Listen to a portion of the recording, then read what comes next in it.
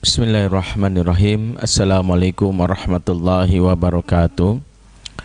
Alhamdulillah, assalatu wassalam ala rasulillah wa ala alihi wa sahbihi wa mawalah. Ashhadu an la ilaha illallah wahdahu la syarikalah wa ashhadu anna muhammadan abduhu wa rasuluhu la nabiyya ba'dah wa la hawla wa la quwata illa billahi wa ba'd. Ikhwatal iman, a'azakumullah jami'an, bapak-bapak, ibu-ibu dimanapun antum semua berada. Di kesempatan pagi menjelang siang ini kembali kita membahas seputar masalah keluarga, dan untuk kali ini kita melanjutkan pembahasan mengenai tentang ibu hamil, tentang apa yang harus dilakukan dan apa yang membuat anak-anak kita nanti bisa menjadi anak-anak yang bisa dibanggakan, anak-anak yang cerdas secara keilmuan, anak-anak yang juga memiliki emosi yang positif.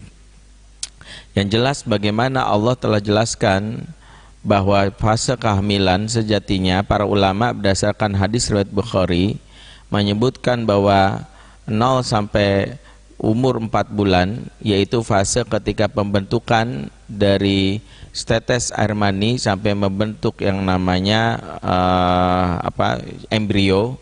Itu adalah fase di mana pembentukan struktur tulang dan daging. Dan fase ini fase yang sejatinya bagi para orang tua adalah fase yang jangan sampai disepelekan. Kenapa demikian? Karena di fase ini bagaimana apa yang diberikan atau dijadikan asupan oleh ibu hamil sangat menentukan nanti bagaimana kualitas janin.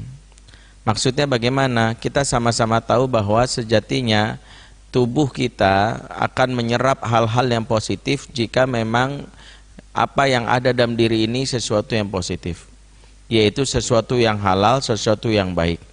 Karena kalau ternyata apa yang dalam diri ini sesuatu yang ada zat yang haram, sebagaimana kita tahu hal-hal yang ada dalam diri sesuatu yang haram akan dijadikan oleh setan sebagai kendaraan untuk bisa menggoda manusia. Makanya bahkan sebelum kita berjima pun Rasulullah sudah mengajarkan doa bagaimana persetubuhan bukan sekadar pemuasan syahwat, namun ketika ada yang namanya kehamilan yang terjadi dari persetubuhan tersebut, maka Allah akan melindunginya. Dimulai dari doa Allahumma jannibni syaiton wa jannibi syaitona ma razaqtana. Ya Allah, ya lindungilah aku dari syaiton dan lindungilah dari apa yang rizki yang kau berikan kepada kami dari setan tersebut.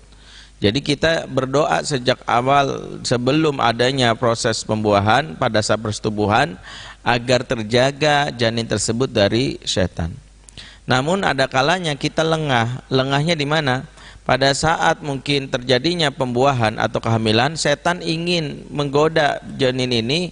Pintu masuk pertama adalah lewat makanan yang dimasukkan ke dalam tubuh oleh sang ibu, di mana makanan ini bisa menjadi kendaraan setan jika ternyata makanan ini memiliki unsur yang haram. Dimulai yang pertama adalah sumbernya yang haram, entah itu mungkin sang suami saat memberikan nafkah mungkin berasal dari harta curian, dari hasil korupsi, maka disitulah setan bersorak gembira karena mungkin sebelum persetubuhan dia tidak bisa masuk. Namun pada saat dia setelah persetubuhan terjadinya pembuahan, setan bisa masuk lewat dari asupan makanan yang haram. Itulah mengapa salah satu yang menjaga dan hal yang harus diperhatikan saat kehamilan, bagaimana seorang suami dalam hal ini memastikan apa yang diberikannya kepada istrinya. Seorang ayah ketika memberikan apa kepada sang ibu, pastikan bersumber dari rizki yang paling baik, rizki yang halal. Bahkan yang syubhat pun jangan. Makanya hampir semua resep pengasuhan orang-orang hebat, ulama-ulama terkemuka yang hadir dalam sejarah Islam, biasanya pasti ada pengakuan dari sang ayah bahwa sejak awal mereka sudah memberikan sesuatu yang halal. Bahkan yang syubhat pun mereka tolak. Sebagaimana mungkin apa yang disampaikan oleh ayahanda misalnya Imam Bukhari, yang menyebutkan bahwa demi Allah tidak pernah kuberikan Bukhari sesuatu yang haram, ya, apalagi yang syubhat, apalagi yang haram. Betul-betul dijaga dari sisi sumbernya.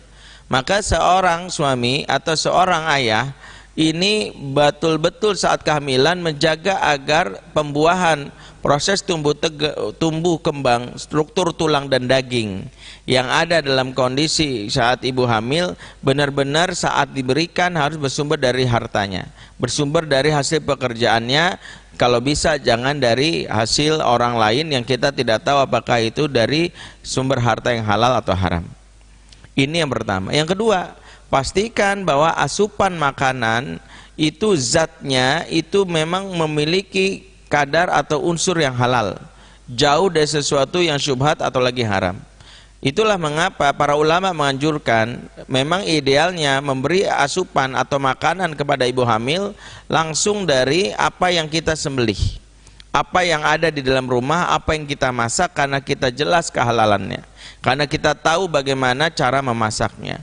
Karena kalau kita beli di luar, mungkin karena ngidam sang istri, mungkin kita sangat tidak tega karena istri, sebagaimana kita sampaikan kemarin di saat materi sebelum ini, wanita yang ngidam pada hakikatnya dibolehkan memiliki makanan-makanan atau memakan sesuatu yang dia sukai.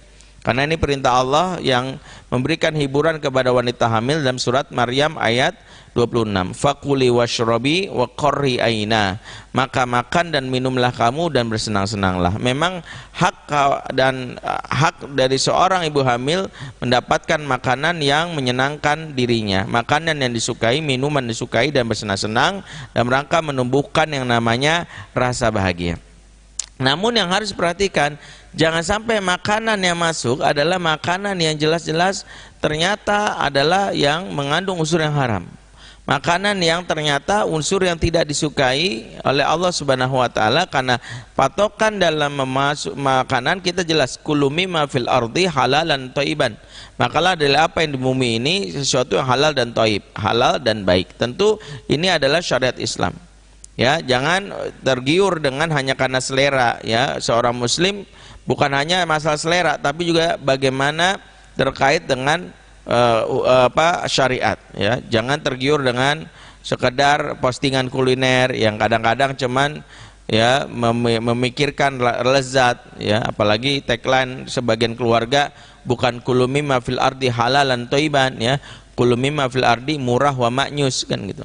Hanya kadang murah dan maknyusnya saja, tapi tidak melihat unsur kehalalan dan kethayyiban. Maka bagi seorang ibu hamil, selera silahkan, ingin makan tertentu silahkan, tapi pastikan makanan tersebut adalah halal dan diolah dengan cara yang halal. Disinilah pentingnya seorang suami menyayangi istrinya dan juga anaknya. Dia menjaga betul, karena ketika unsur dalam tubuh anak tersebut ada saja zat yang haram, bersorak-sorak setan, karena setan menumpang lewat zat yang haram tersebut.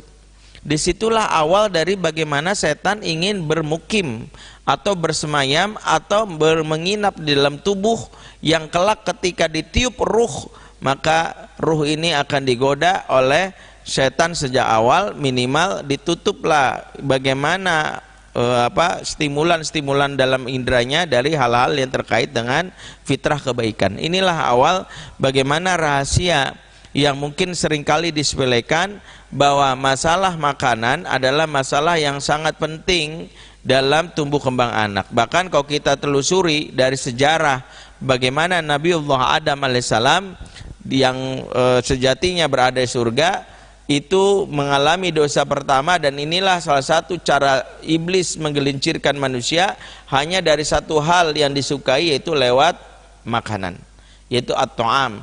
Bayangkan bagaimana akhirnya iblis mampu membuat Nabi Adam dan juga bagaimana istrinya Hawa tergelincir dari perbuatan dosa dalam melakukan satu hal, yaitu memakan makanan yang terlarang. Allah berfirman, fala taqraba hadhis sajarah, jangan kamu dekati pohon itu. Bahkan pohonnya saja tidak boleh dekati, apalagi buahnya untuk disentuh dan dimakan.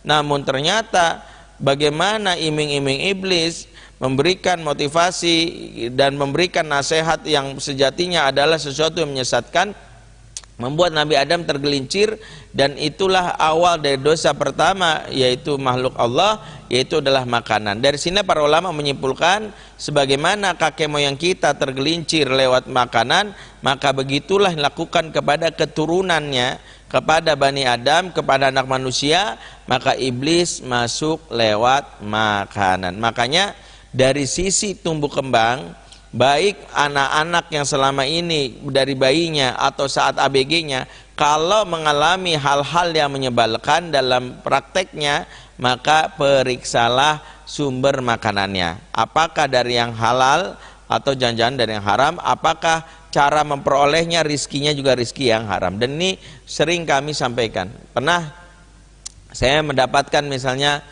kejadian, dan ini berkali-kali mungkin ada yang mendengar kisah ini.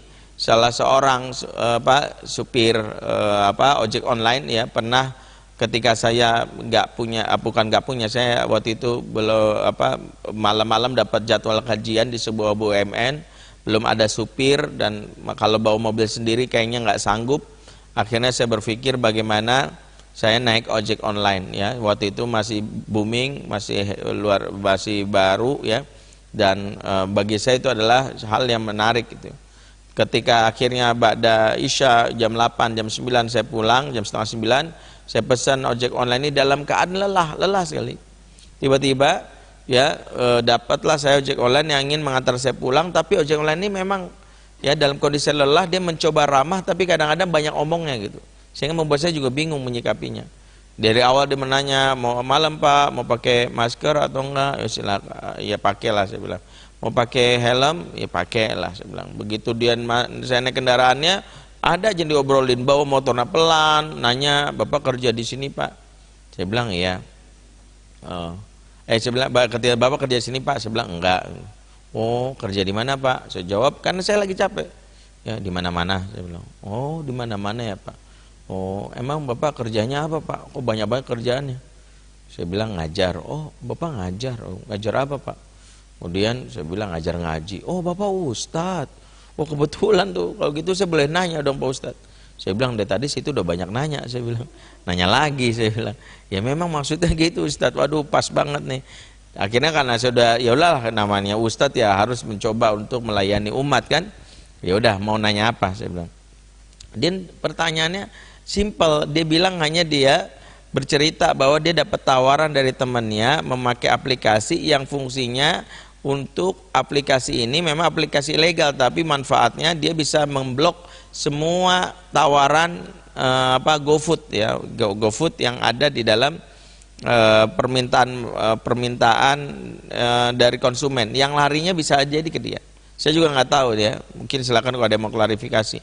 Katanya ada aplikasinya ditanam di handphonenya, bayar 100.000, nanti bisa mengatur gimana caranya orderan GoFood ini bisa lari ke dia doang, nanti dia bisa mendapatkan bonus di akhir bulan. Ya, intinya ini cara yang ilegal yang memakai aplikasi. Nah dia bertanya sama saya, dia udah pakai kurang lebih selama hampir sebulan. Dan dia nanya bagaimana hukumnya Pak Ustadz. Dan disitulah saya hanya mengatakan sebuah kalimat, karena memang saya tahu bahwa memulai sesuatu dari yang haram efeknya pasti nanti dampaknya ke keluarga. Maka ketika itu saya bilang silakan aja Pak, tapi tanggung resikonya ya. Kemudian dia bilang, resikonya apa Pak Ustadz? Resikonya anak sulit diatur, istri suka ngelawan. Tiba-tiba dia langsung berhenti, langsung bilang, oh pantesan, kata dia. Saya sampai kaget, maksudnya ya begitu. Waduh, pas banget nih Pak Ustadz. Akhirnya dia berhenti sebenarnya, bilang, waduh ini Pak, anak saya itu Pak Ustadz di pesantren itu 2 minggu yang lalu nelpon saya masih nggak ngeh, walaupun dia ngomongnya nyelekit. Saya tanya ngomong apa, dia bilang begini Pak Ustadz, Pak, lain kali kok ngirim makanan jangan yang haram-haram ya, yang halal, ngirim uang bulanan jangan yang haram-haram ya, yang halal-halal. Saya agak tersinggung, emang kenapa kamu naik gitu, kok ngomongnya begitu sih? Iyalah Pak, aku tuh bingung, kata Ustadzku, udah 2 minggu nih hafalanku nggak nambah-nambah. Ternyata kata Ustadzku, kalau Quran itu nggak bisa melekat di kepala, periksakanlah salah satunya sumber makanannya. Maka di sisi inilah akhirnya saya baru ngeh Pak Ustadz, apalagi penjelasan Pak Ustadz tadi, aduh saya merasa bersalah banget nih sama anak saya. Nah ini yang kadang-kadang kita sepelekan, bahwa ada erat hubungan antara apa yang kita makan dengan bagaimana kondisi diri kita. Makanya sering para ulama mengatakan jika malam hari kau sulit bangun tahajud, jika Quran tidak lagi kau nikmati, periksalah maksiat yang kau lakukan terutama dari sisi sumber makanan. Itu yang paling sangat harus kita pahami. Nah, kembali dalam kaitannya dengan ibu hamil dalam hal ini itu sejak awal dia adalah benih-benih yang menentukan nanti kualitas anak, di mana benih ini harus benar-benar murni, jauh dari hal-hal atau jauh dari hal-hal yang buruk, tidak tercampur dengan hal yang kotor. Kalau benihnya kotor pasti nanti jadinya di masa depan kotor. Nah, benih yang kotor ini termasuk ketika intervensi setan lewat makanan. Maka buat ibu hamil dimanapun, kalaulah boleh dari sekarang ketika sudah merasakan ini hamil, khususnya sebelum ruh itu ditiup, saat ruh ditiup itu kan 4 bulan atau 120 hari, maka mulailah meyakini bahwa kalau bisa masak sendiri, menyembelih sendiri. Ya kalaupun kita minta menyembelih, misalnya kita pastikan dari restoran atau dari tempat pemotongan hewan yang halal, yang kita tahu semua bahan unsurnya halal. Semakin kita jelas sumber makanannya, asupannya, maka ini sangat-sangat membantu bagaimana ketika ruh itu ditiup, maka wadah atau tempat, ya, struktur tubuh ini ternyata adalah dari suatu yang bersih. Maka ruh yang sejatinya berasal dari Allah ditiupkan ke dalam janin seorang dalam perut seorang ibu, maka tentu kebaikan, bertemu kebaikan, maka menjadi sesuatu yang baik. Beda kalau ruh ini tiupnya awalnya bersih, ya ternyata kata janin ini masih ada kotoran bermula dari setan menumpang lewat makanan karena ada unsur yang haram, maka ruh yang tadinya baik, ya, bersih, lama-lama hitam. Makanya ada sebagian ulama mengatakan belajarlah dari bagaimana awal turunnya Hajar Aswad. Hajar Aswad itu diturunkan langsung dari surga, dan ketika turun surga dalam keadaan bersih, putih, namun karena dosa-dosa manusia yang menciumnya, yang selama ini meniupnya, lama-lama jadi hitam, jadi batu hitam. Karena dosa lah yang akan membuat seseorang itu akhirnya jadi hitam. Nah, ruh manusia seperti itu. Jika sejak awal sang ibu menyepelekan urusan makanan, sang ayah menyepelekan urusan makanan, makanya ruh yang bersih tadi menjadi hitam. Makanya sebagian besar anak yang sulit diatur, anak yang suka ngelawan, maka salah satu yang bisa kita nasihatkan kepada diri kita, periksalah sumber makanan. Hati-hati, jangan sekadar enak, jangan sekedar murah, tapi apakah halal, terlebih kalau toib, karena itulah syariat dalam istilah halal wa toib. Itulah kenapa 0 sampai 4 bulan adalah fase yang menentukan bagaimana wadah untuk ruh itu disambut adalah wadah yang bersih sebersih-bersihnya. Maka pentingnya dari awal memperhatikan masalah makanan. Jadi ngidam boleh, tapi jangan sembarang ngidam. Ya Pak, ngidam dong Pak, ya kayaknya di sono ada mie ayamnya pakai babi enak deh, aduh hati-hati. Ya Pak, ngidam dong Pak, di sono tuh kayaknya ya ada makanan pinggir jalan, nggak apa-apa deh kayaknya dari daging tikus, jangan. Kalau bisa pengen mie ayam, pengen bakso, pengen apa, pastikan dari sumber yang halal. Kalau ada di rumah bikin sendiri lebih bagus. Nah, inilah kenapa panduan Islam. Setelah ruh itu ditiup, dan ini disebutkan dalam hadis Bukhari, ruh itu ditiup setelah proses 120 hari, di mana setelah proses 120 hari ruh itu ditiup, maka ruh itu dalam hal ini sudah mulai mengaktifkan organ-organ dalam tubuh seiring dengan adanya jantung yang berdetak. Karena awal dari ruh ditiup, berarti ruh itu sudah masuk dalam tubuh dan membuat kehidupan sang bayi ini sudah mulai berjalan dengan jantung berdetak. Jantung itu adalah sebuah indikasi bahwa adanya kehidupan yang ada dalam tubuh sang bayi. Nah, yang jadi pertanyaan, apa yang kita lakukan saat ruh itu ditiup? Apakah kita misalnya meniru tradisi orang-orang yang mengadakan syukuran atau selamatan? Kalau kita lihat dalil-dalil dari hadis, sama sekali tidak ada perintah, tidak ada syariat yang menyebutkan pentingnya atau mengadukan syukuran. Karena sejatinya syukuran itu sendiri sejatinya saat hamilnya seseorang itu syukuran. Kenapa syukuran? Karena memang awal dari kehamilan itu Allah memberikan kabar gembira. Jadi sebenarnya kabar gembira itu penting untuk kita syukuri. Bahkan kita sampaikan kepada orang lain sebagai bentuk tahadus bin ni'mah. Karena Allah setiap memberikan kondisi seorang wanita hamil diberikan istilah dengan al-busyra, yaitu kabar gembira. Yang namanya kabar gembira wajib kita sampaikan. Makanya jangan menyembunyikan kehamilan, karena sejatinya kehamilan itu adalah kabar gembira. Inna nubasyiruka bigulamin ismu Yahya. Contohnya, bagi kami berikan kabar gembira kepadamu, yaitu Zakaria, dengan kelahiran putra yang kami beri nama Yahya. Atau ayat yang lain, fabasyarnahu bigulamin halim.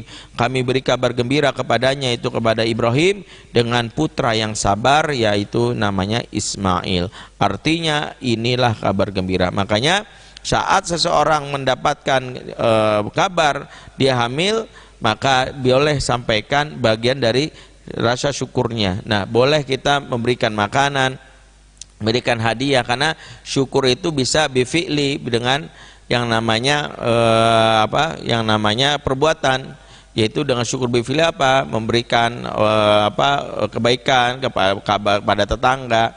Ya, mungkin kita bisa mengatakan nggak perlu pakai acara khusus, kita cuma memberikan misalnya kepada tetangga yang berkebutuhan, nih Bu, misalnya beras dan segalanya, sembako. Ditanya, waduh apa enggak, alhamdulillah istri saya hamil, ini syukurannya saya. Nah, itu boleh. Jadi syukuran dalam bentuk yang tidak perlu pakai acara ritual, cukup kasih, karena itu ada di awal kehamilan. Jadi bilang doain aja ya. Kalau ternyata terjadi apa-apa dengan bayinya gimana Ustadz? Rugi nggak? Nggak rugi. Namanya syukuran itu manfaatnya adalah pasti Allah tambahkan nikmatnya. Kalau ternyata Allah takdirkan, maaf, setelah nyatakan hamil, karena ada kekhawatiran, nanti kita kasih tahu bayinya kenapa-napa, nggak usah khawatir. Kalau terjadi apa-apa bayinya, toh kita sudah memberikan, mudah-mudahan Allah ganti dengan lebih baik. Kita berikan kepada tetangga, tiba-tiba maaf gitu ya, karena mungkin keguguran, tiba-tiba akhirnya terjadi apa-apa, insya Allah nanti diberikan lebih baik. Nah, ini yang harus kita pahami, karena dijamin Allah yang namanya syukur itu akan memberikan manfaat ditambah nikmatnya. La in syakartum la azidanakum wa la in kafartum inna adzabil lasyadid. Kita sering baca ayat ini, kalau kamu bersyukur niscaya ditambahkan nikmatnya. Jadi kita mensyukuri dengan memberi sesuatu kepada tetangga, sesuatu kepada orang-orang yang membutuhkan, fakir miskin, Masya Allah, Allah akan tambahkan nikmatnya. Maka akan diberikan jalan doa dari orang-orang yang mungkin ya selama ini mendapatkan kebaikan dari kita. Ya Allah, makasih ya, saya doain deh biar perutnya kehamilannya lancar dan sebagainya. Jadi kalau sudah bayi ruhnya ditiup, tidak ada yang namanya syariat untuk syukuran secara khusus. Tapi kalau mau memberikan, ya seperti biasa aja, karena memberikan itu nggak harus 4 bulan, boleh kapan aja. Yang jelas bentuk dari rasa syukur karena diamanahi anak yang sesuatu yang kita harapkan. Nah, yang jadi pertanyaan, apa yang kita lakukan sejatinya?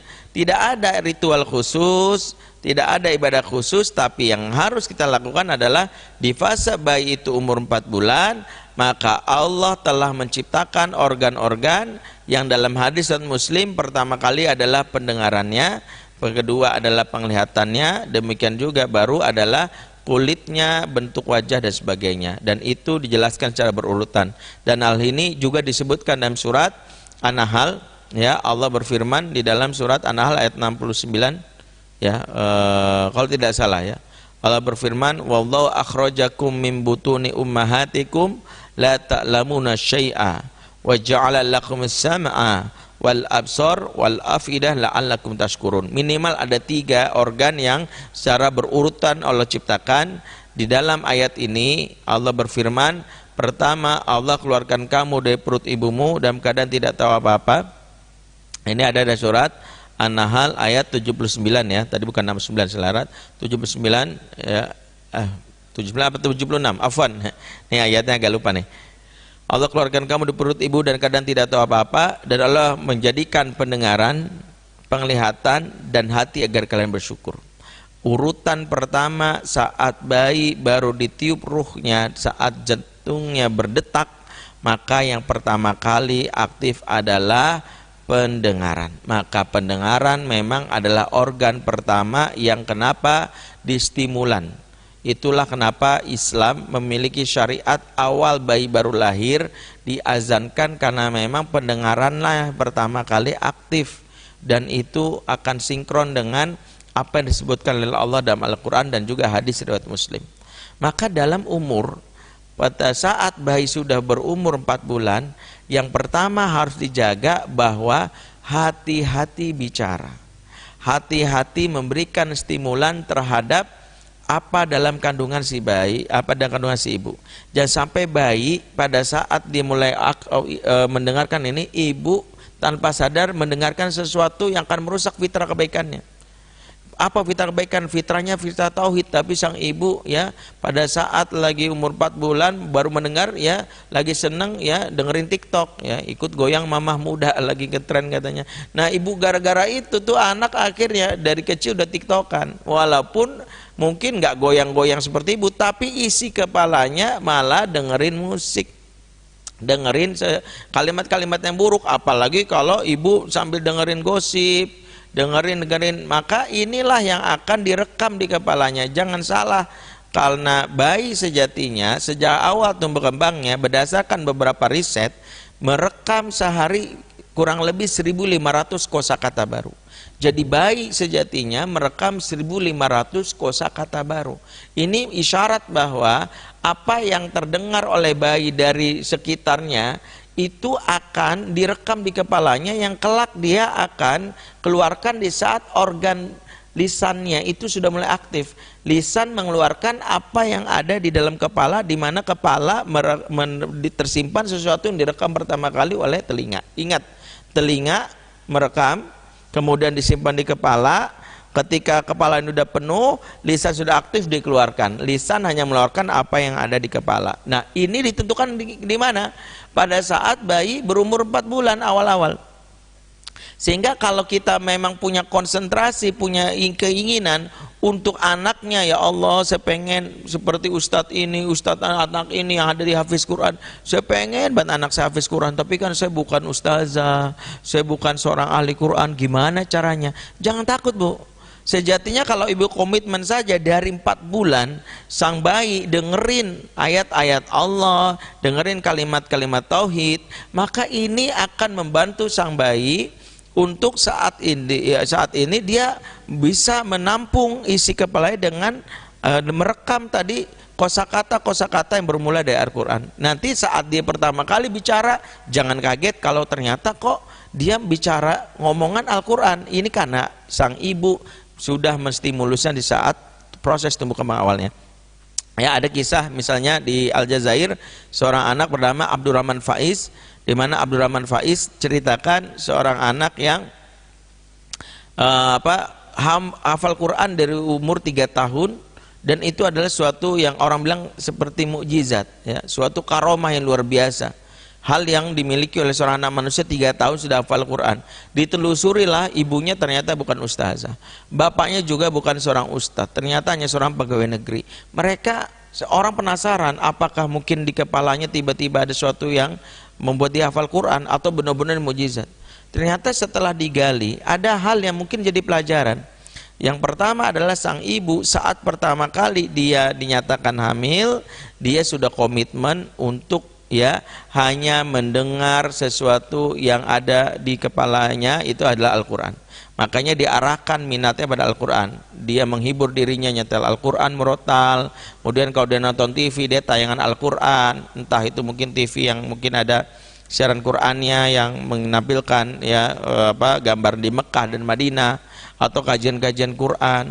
Dan yang uniknya, sang bapak pun selepas dari pulang dari kantor berwudu, setelah itu dia membacakan ayat Al-Quran, disebutkan surat yang dibacakan dari surat Maryam, dia bacakan persis sambil menyentuh kulit sang anak, dan itu beliau lakukan terus karena betul-betul menyadari bahwa organ pendengaran itu sudah mulai aktif dan hanya merekam apa yang ada di sekitarnya, dan betul-betul dijauhi dari hal-hal yang jelek. Awal mulanya ketika anak ini lahir, tidak ada hal yang istimewa disebutkan dalam kisah ini, tidak ada yang istimewa, biasa saja anak ini. Bahkan sempat ibunya ini merasa cemas karena sampai hampir umur 2 tahun sang anak tidak bisa mengeluarkan satu patah kata pun seperti anak-anak lain. Yang lain tuh udah bisa bicara lancar, ini enggak kok. Aduh, jangan-jangan anak saya bisu, jangan-jangan, aduh, mulai cemas. Sampai akhirnya apa yang terjadi, dan inilah karunia dari Allah, begitu anak ini mulai bicara, dia membaca surat Maryam seperti yang dibacakan oleh ayahnya dari ayat pertama sampai ayat ke-10. Masya Allah, mulai ketika dia mau bicara, dia keluar kalimat kaf ha ya ain sod. Langsung orang tua dengerin, loh, walaupun masih bayi, lafaznya belum lancar, tapi ternyata ini apa yang direkam. Masya Allah, Allahu Akbar. Inilah kenapa orang tua yang khususnya ibu-ibu yang lagi hamil nih, saya perhatikan yang menyaksikan ini lagi hamil, manfaatkanlah kehamilan ini untuk sungguh-sungguh untuk mungkin mencita-citakan diri, cegah ya tontonan kita dari apa yang tidak layak untuk anak, karena ternyata mungkin tontonan itu anak belum lihat karena matanya mungkin belum aktif, tapi telinganya sudah mulai aktif. Itu yang pertama kali, karena Allah katakan dalam Quran wa ja'ala lakumus sam'a, berarti pendengaran.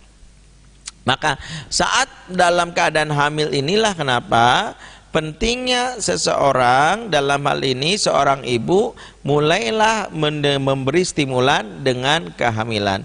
Dan itulah fungsi kenapa sang ibu juga mulai boleh mengajak yang namanya anaknya bicara. Ada hikmah mengapa wanita disebutkan dalam ilmu neuroscience, silakan nanti tanyakan kepada Dr. Aisyah Dahlan, bahwa wanita memang punya kosakata yang banyak yang cenderung disebut cerewet. Orang akan menganggap wanita itu cerewet banget. Nah, cerewetnya seorang ibu adalah karunia berbarengan dengan tugasnya mengandung anak, agar ibu yang cerewet, apa yang keluar dari lisannya itu didengar oleh anak. Jadi kalau ibu mau mengeluarin banyak kata, mendingan itu pada saat hamil dan membuat anak itu bisa mendengar itu.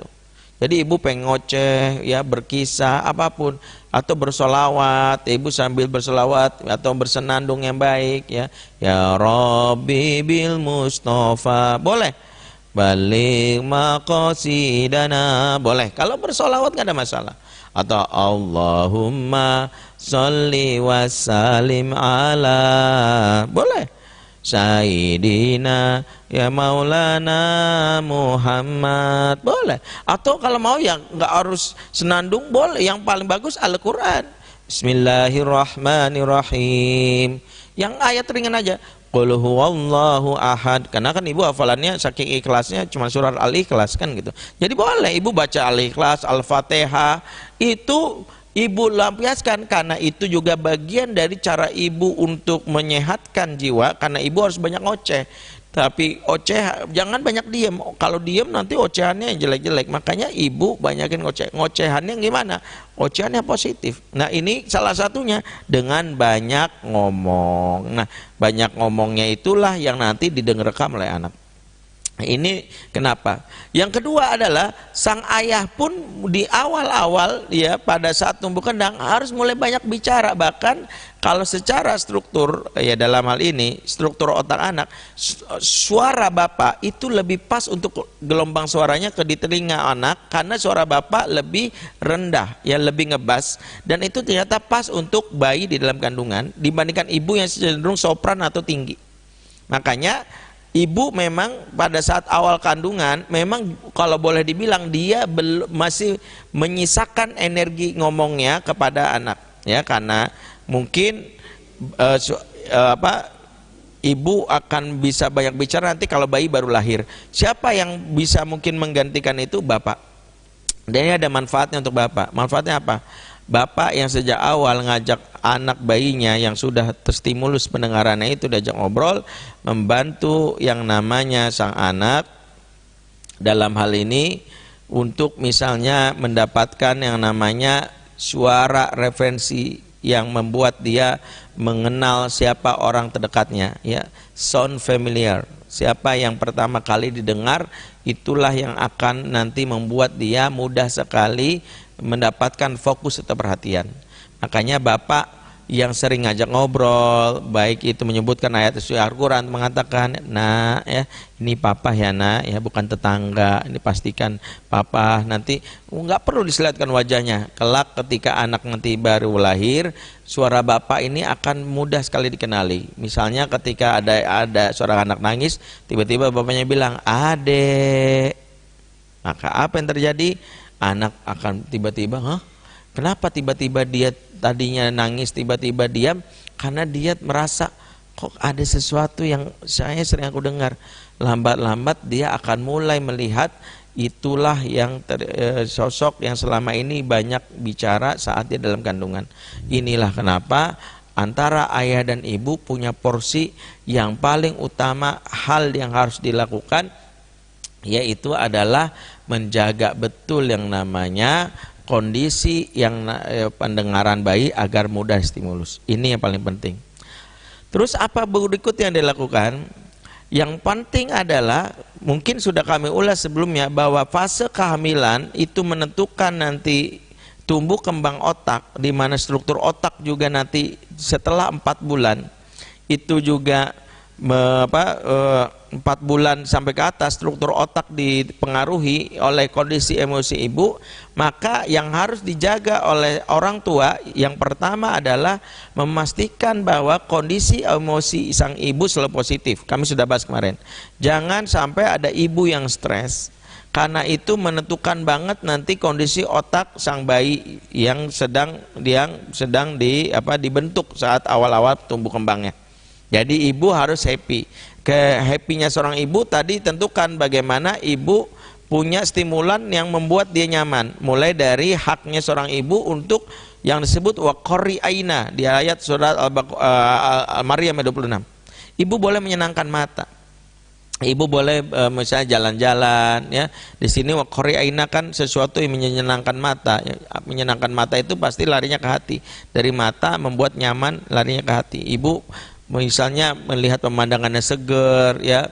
Suami pun sebisa mungkin ya berhias dalam tanda kutip yang membuat istri nyaman berada di rumah memandang wajah suaminya, dan itu dianjurkan dalam Islam. Bukan hanya istri yang diminta berhias, lelaki pun jika ingin mendatangi istrinya, pastikan istri juga dalam keadaan yang nyaman.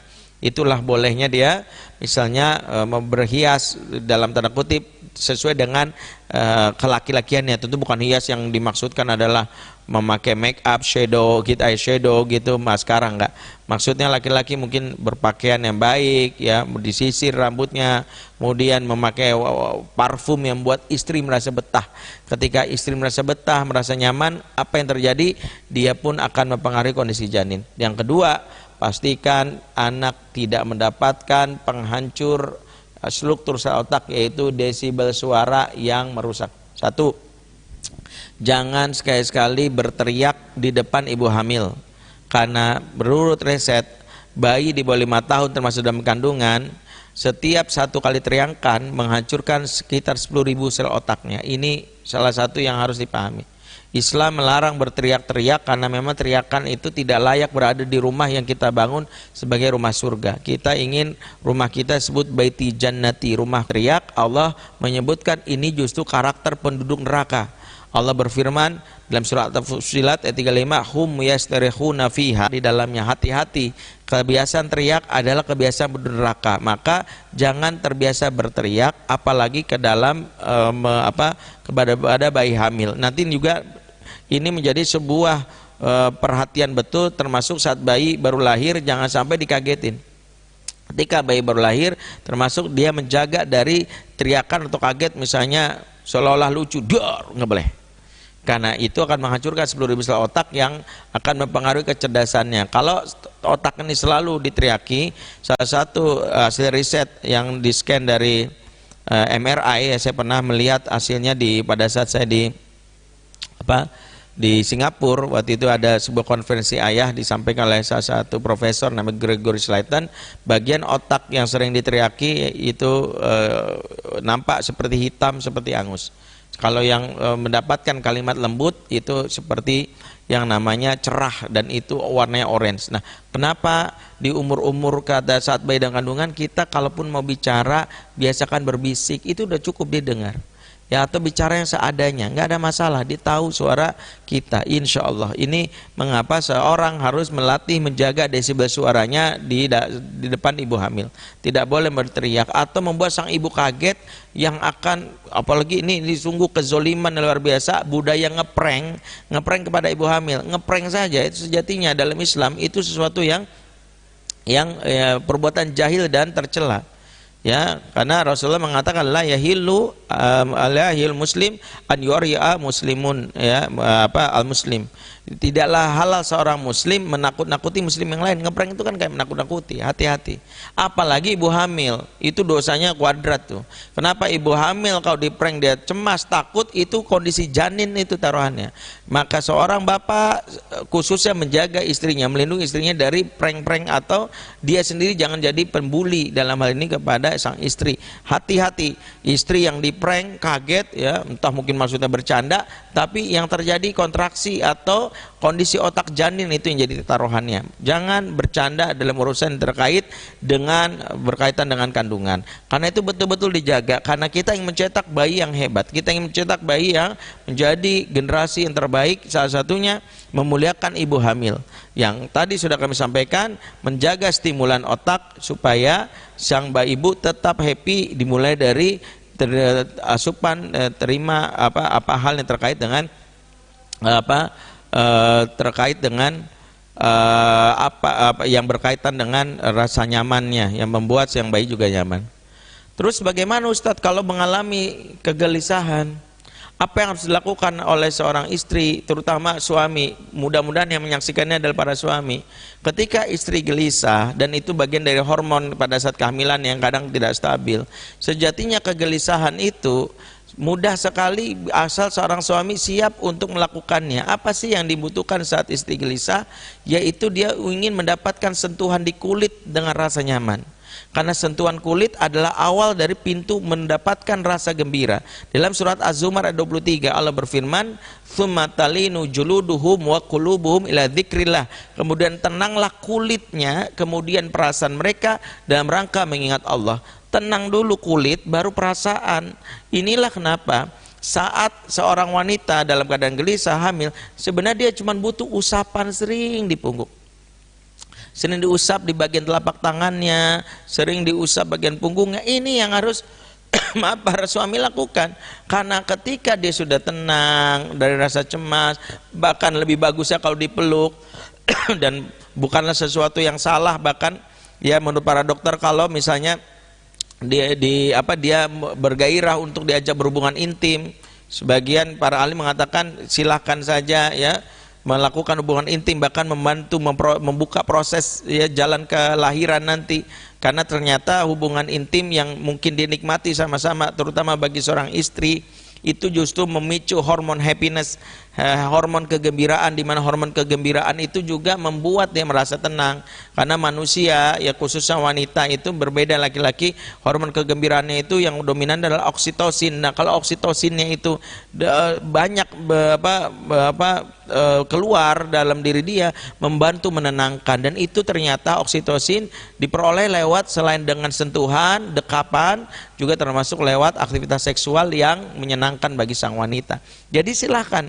Jadi proses selama kehamilan adalah proses yang ternyata sangat menentukan dari sisi sang ibunya. Kondisi ibu amat menentukan nanti kondisi sang anak. Sehingga stimulan terbaik untuk mencetak anak yang baik di dalam kandungan, anak yang kelak tumbuh menjadi anak-anak yang cerdas, bermula dari menstimulus sang ibu agar selalu gembira dan agar dia mendapatkan asupan-asupan yang positif. Ini yang diajarkan dalam Islam. Karena itulah Allah berfirman dalam surat Al-A'raf ayat 58, wal baladut thayyibu yakhruju nabatuhu biizni rabbih, dan tanah yang baik akan mengeluarkan darinya tanaman-tanaman yang baik. Ini filosofi dari Allah luar biasa.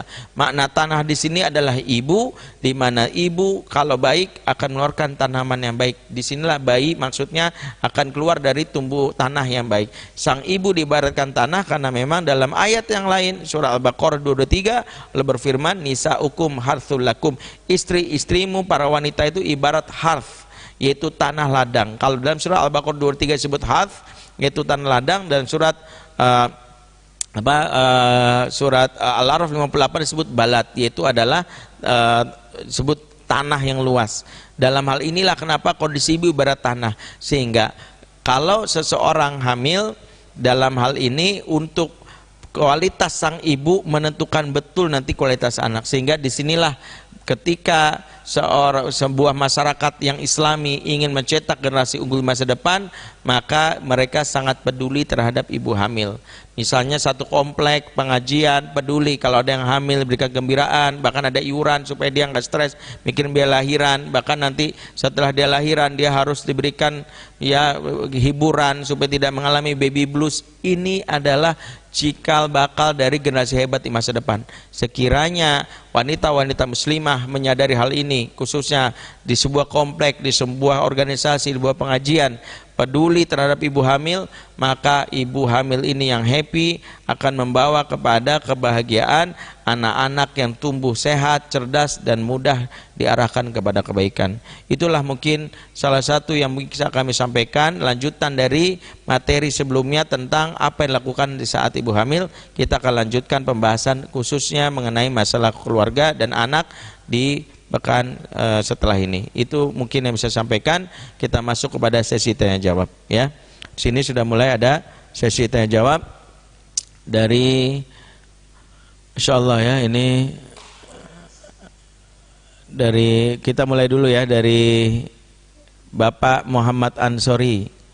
Ya, assalamualaikum warahmatullahi wabarakatuh. Waalaikumsalam warahmatullahi wabarakatuh. Di saat umur 4 bulan, apakah disyaratkan untuk adakan selamatan dan bagaimana menentukan? Tadi sudah kami sampaikan, mungkin Bapak baru masuk, bahwa syukur atau selamatan tidak ada dalilnya yang diajarkan oleh Rasulullah SAW, dan itu bukan tuntunan. Sekiranya pun kita ingin melaksanakannya, mungkin agar tidak menunjukkan ritual-ritual tertentu, maka idealnya cukup kita berbagi kepada masyarakat. Karena syukur yang dimaksud dalam Islam itu adalah berbagi. Karena syukur itu bisa dengan bil qauli, yaitu syukur bi fi'li.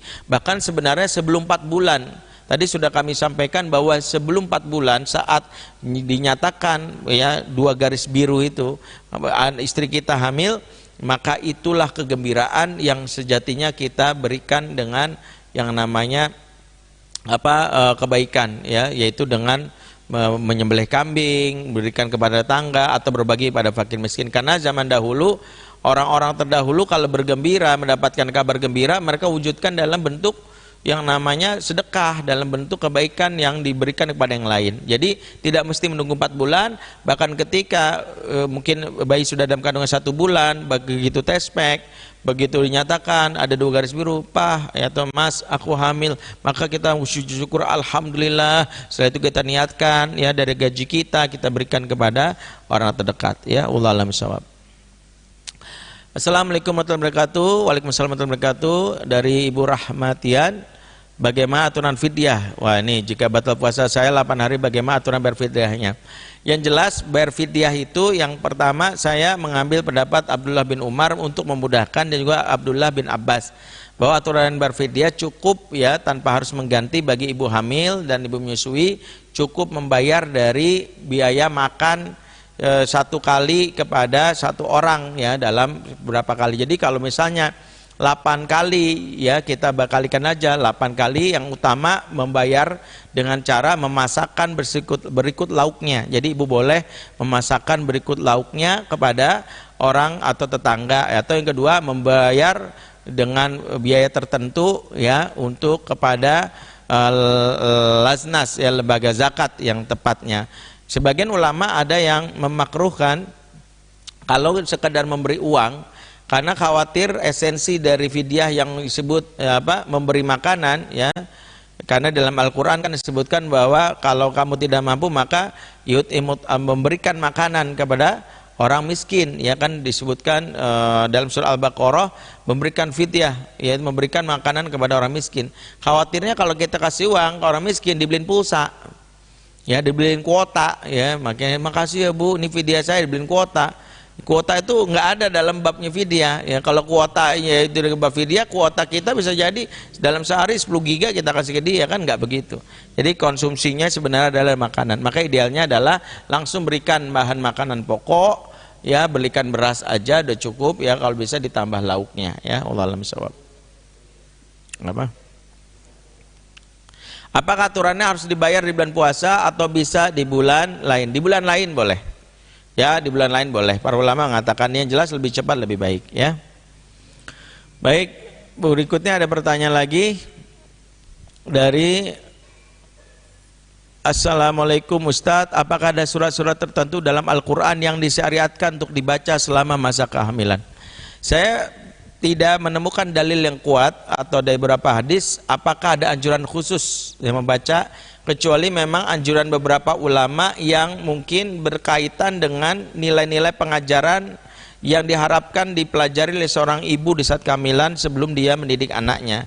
Misalnya anjuran membaca surat Yusuf, dan itu bukan karena pengen supaya anaknya ganteng kayak Yusuf, bukan. Ya sadarilah ganteng itu genetik, jadi sadar diri. Jadi anaknya kayak gimana ya tergantung bapak dan ibunya. Jadi kalau bapak ibunya ya tidak kulitnya tidak seputih semulus Yusuf, ya berharap kayak Yusuf ya agak sulit. Dan memang bukan itu makna dari yang kita harapkan ketika baca surat Yusuf. Apa ketika dianjurkan baca surat Yusuf? Karena surat Yusuf adalah surat yang terkait dengan bagaimana seorang anak yang diharapkan di masa depan, bukan hanya dari sisi zahirnya menarik, tapi kita mengambil ibrah pelajaran bagaimana dia menjadi sosok yang tangguh. Dan itu diceritakan para ulama, karena Nabi Yusuf alaihissalam disebutkan kisahnya adalah kisah yang terbaik. Nahnu naqussu 'alaika ahsanal qasas, kami ceritakan kepadamu Muhammad kisah yang terbaik. Nah, kisah Yusuf disebut kisah terbaik karena memang dipelajari harusnya dari kehamilan. Ketika kita baca, saran saya ketika baca juga terjemahannya, kecuali kalau kita mengerti bahasa Arab. Ya kalau perlu pelajari tadaburnya, pelajari dari awal, dari kisah yang dibaca, atau baca surat Maryam.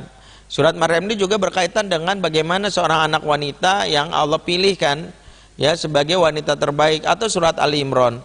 Apapun dibaca ya dalam Al-Qur'an, di surat apapun silakan ya, asal jangan baca surat utang ya.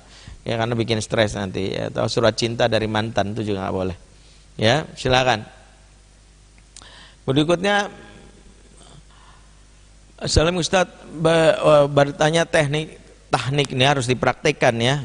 Kalau teknik itu sebenarnya bagaimana teknik diajarkan para ulama, yaitu dari Rasulullah SAW, yaitu mengunyah. Yang pertama adalah pada saat kita mengunyah kurma, dan saya sarankan kurma yang basah ya, kurma rutop ya, kita kunyah ya sampai benar-benar lembut ya, dan itu cukuplah ambil dari seujung jari kita, nanti dimasukkan ya, dalam pastikan tangan kita sudah bersih ya, dalam hal ini dimasukkan ke langit-langit, dalam hal ini langit-langit si bayi ya.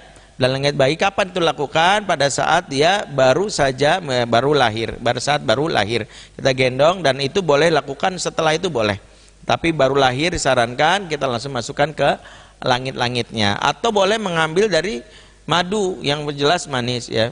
Para ulama menyarankan yang utama kurma, yang kedua madu. Kalau sisanya sirup saya nggak nemuin dalil. Sirup boleh nggak Ustaz? Atau misalnya sambal orek nggak boleh. Ya sambal nggak boleh. Yang manis sama Ustaz, gula glukosa jangan. Nanti dokter Zaidul Akbar ngomel. Yang jelas gula tidak. Yang jelas hanya yang disebut dalam disunahkan dalam hadis itu adalah kurma ya. Yang kedua adalah madu ya dalam hal ini. Tapi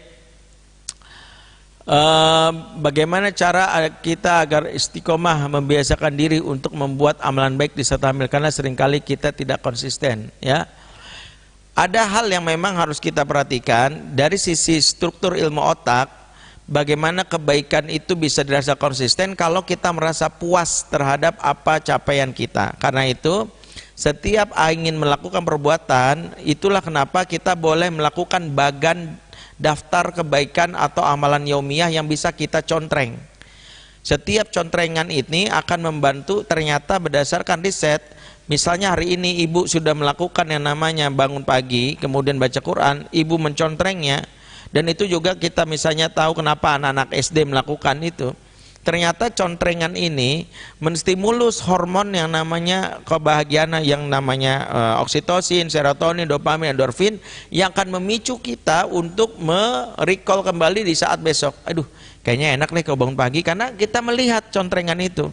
Sehingga kalau bisa dalam sebulan kita bikin daftar amal yaumiyah yang kita akan contreng, sehingga kita melihat bagaimana konsistensi itu memicu kita untuk baik. Itu pertama. Yang kedua, bagaimana kita ya selalu menstimulus, karena semangat kita untuk beramal soleh itu berasal dari ruh yang sehat. Nah, ruh yang sehat itu hanya bisa terus sehat kalau kita terus mendapatkan siraman rohani. Makanya ikutilah pengajian-kajian online yang mungkin dari Rumil, dari yang lainnya, dan kita punya jadwal yang membuat kita bisa menyadari bagaimana ruh kita selalu dapatkan asupan sehingga membuat energi melakukan amal soleh. Dan yang ketiga, berinteraksilah atau bergaullah atau ngumpullah di komunitas orang-orang soleh, ibu-ibu hamil, para kaum muslimah yang punya komunitas yang mengisi kehamilannya dengan positif, gabung aja. Jangan berkumpul bersama orang ibu-ibu hamil atau ibu-ibu yang menghabiskan waktunya untuk yang sia-sia. Itulah kenapa komunitas pertemanan mempengaruhi keamalan dan istiqomahan kita di dalam kebaikan. Jangan salah memilih teman, karena memilih teman akan menentukan kualitas agama kita. Almaru ala dini khalilihi. Agama seorang tergantung siapa kawan, siapa temannya. Taib, itu saja mungkin yang bisa kami sampaikan. Afwan, beberapa pertanyaan yang masuk. Satu lagi ya. Ini satu lagi pertanyaan masuk. Asal Ustadz, misalkan seorang ayah memberi nafkah dari harta yang haram, namun anaknya sadar itu salah dan ingin perbaiki diri dan keturunan selanjutnya. Bagaimana Ustadz? Mengingat makanan yang diberikan dari haram sudah mengalir tubuh dan ibaratnya sudah menjadi daging. Pertama adalah sejatinya yang berdosa adalah sang ayah, sang anak. Insya Allah dalam hal ini tetap mendapatkan namanya kebaikan. Dalam hal ini kalau dia tidak merasa bahwa ini adalah bagian dari yang dia tidak sadari di waktu kecil. Tinggal bagaimana caranya? Caranya adalah kalau dia sudah mampu, sudah bisa memberi nafkah, sudah bisa bahkan menafkahi diri sendiri, maka perbanyaklah makanan-makanan yang baik. Dan ini sesuai dengan apa yang dilakukan oleh Imam Syafi'i. Ya, Imam Syafi'i itu kalau bertandang di rumah yang namanya guru muridnya Imam Ahmad, itu makannya banyak. Itu sampai anaknya Imam Ahmad protes, kenapa sih seorang ulama makan banyak? Kata Imam Syafi'i, justru ketika aku berada di rumah orang soleh dan aku yakin makannya halal, aku makan sebanyak-banyaknya, tentu dalam kapasitas perut ya, bukan berarti membuat muntah, karena makanan yang baik akan mengusir hal yang buruk yang selama ini ada dalam perut. Itulah yang disebutkan dalam surat Hud ayat 114, innal hasanat idhibna sayiat. Sesungguhnya kebaikan yang banyak akan mengusir keburukan. Makanya karena kita sekarang sudah sadar, ya sudah, penuhilah makanan tubuh kita dengan asupan makanan yang banyak ya, tapi nggak boleh berlebihan tentu saja. Yang penting makan sesuatu yang baik ya. Ini juga boleh antum menjadikan dalil kalau misalnya ke rumah ustadz makannya banyak, ceritakan aja kisahnya ustadz dari Imam Syafi'i begini, Ustadz, ternyata saya yakin Ustadz kan halal, mumpur rumah Ustadz boleh nambah enggak? Selagi perut antum masih bisa silakan ya, tapi tahu diri Ustadznya udah makan apa belum, jangan-jangan istri dan keluarganya nggak makan, antum tega ngambil jatah makan di rumahnya itu. Itu boleh saja jadikan dalil. Taib ya, itu saja bisa kami sampaikan. Mudah-mudahan pekan depan kita akan membahas lagi kajian tentang keluarga dengan tema-tema yang menarik. Aku lu qouli hadza fa astaghfirullah wa lakum. Subhanakallahumma bihamdik asyhadu an la ilaha illa anta astaghfiruka wa atubu ilaik. Assalamualaikum warahmatullahi wabarakatuh.